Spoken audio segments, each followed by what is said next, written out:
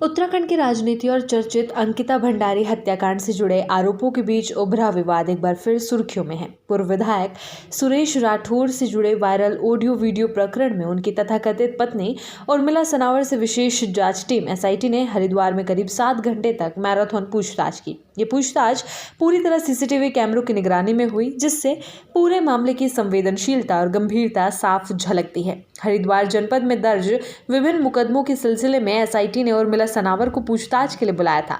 उर्मिला के अनुसार जिस कमरे में उनसे पूछताछ हुई वहां 4 से 5 कैमरे लगे थे और हर सवाल जवाब रिकॉर्ड किया गया। पूछताछ के दौरान उनसे उनके खिलाफ दर्ज मुकदमों, वायरल हुए ऑडियो वीडियो, उनके स्रोत, रिकॉर्डिंग के समय और संदर्भ को लेकर विस्तार से सवाल किए गए। पूछताछ के बाद मीडिया से बातचीत में उर्मिला सनावर ने कहा कि एसआईटी ने उनसे जो भी पूछा उन्होंने हर पहलू से जवाब दिया है। उन्होंने बताया कि उनके पास मौजूद सभी ऑडियो रिकॉर्डिंग उन्होंने जांच टीम को सौंप दी है और ये भी स्पष्ट कर दिया है कि कौन सी रिकॉर्डिंग किस समय की है। उनके मुताबिक बाकी तकनीकी और अन्य सबूत पूर्व विधायक सुरेश राठौर की ओर से दिए जाने हैं। उर्मिला सनावर ने अपने रुख को साफ करते हुए कहा कि वे निष्पक्ष जांच के पक्ष में हैं और अंकिता भंडारी को न्याय मिलना चाहिए। उन्होंने कहा कि अंकिता सिर्फ एक परिवार की बेटी नहीं थी बल्कि पूरे देश की बेटी थी।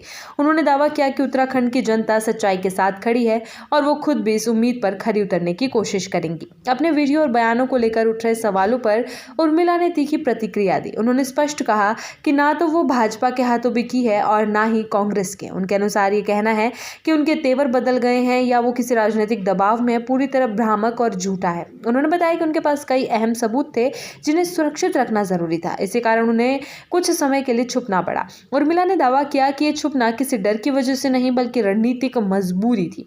उर्मिला ने यह भी आरोप लगाया कि उनके खिलाफ हत्या की साजिश तक रची गई थी। उन्होंने बताया कि पुलिस की गाड़ियां रात रात भर उनके घर पहुंचती रही। भावुक होते हुए उन्होंने कहा कि उन्हें जान बचाने के लिए एक जगह से दूसरी जगह भागना पड़ा। उनके मुताबिक 29 दिसंबर को वो एक संभावित हमले से बचते हुए वहां से निकली और गुरुद्वारे तथा रैन बसेरों में शरण ली। उन्होंने कहा कि नया साल उन्होंने सड़कों पर बिताया और इस पीड़ा के साक्षी सिर्फ ईश्वर है। उर्मिला ने यह भी बताया कि एसआईटी की पूछताछ के दौरान उनकी तबीयत बेहद खराब थी। उन्हें तेज बुखार और उल्टियां हो रही थी। इसके बावजूद उन्होंने पूरे समय जांच में सहयोग किया।